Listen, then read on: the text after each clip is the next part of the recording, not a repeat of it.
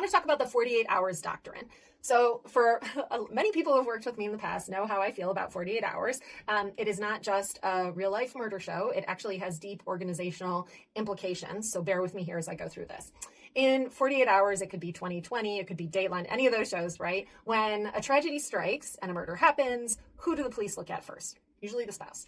After the spouse, they go to the immediate family, and then it's sort of like concentric circles of who might want you dead. Why does this matter in business? Sometimes we overcomplexify. And when I say sometimes, I mean all of the time. We as human beings have a tendency to overcomplexify, right? You will notice this in the next upgrade that your phone gets without you. It will add some complicated feature that nobody asked for that is very annoying that you wish it would take back, right? Overcomplexifying things. So from an organizational standpoint, sometimes when you're looking for solutions, don't look for the penultimate solution. Look for what actually does the job, right? Usually it's cheaper, faster, and easier, which is like bonus. And to get back to speed, the second part of the 48 Hours Doctrine is based on another murder show called The First 48.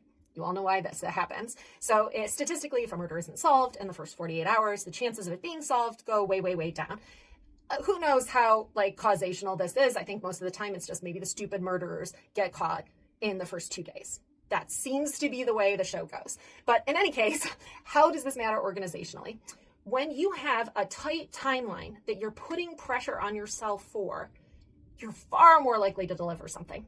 So instead of an MVP, think of it as an MLP. If you can't create something in 48 hours, you really need to look at your process, right? If you can't deliver something, if you can't push something out there in 48 hours, your process probably needs some work.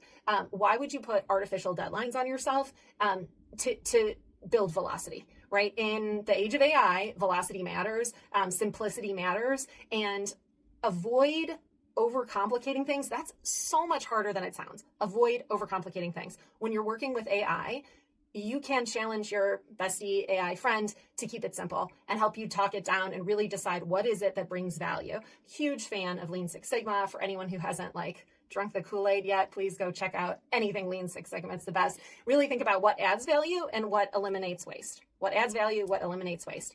How can you look for the simple and obvious? And how can you do it with speed, right? Keep it simple. Simple is hard, but simple is hard mainly mentally, less so in actual execution. All right, so follow, subscribe, all the things the kids are doing.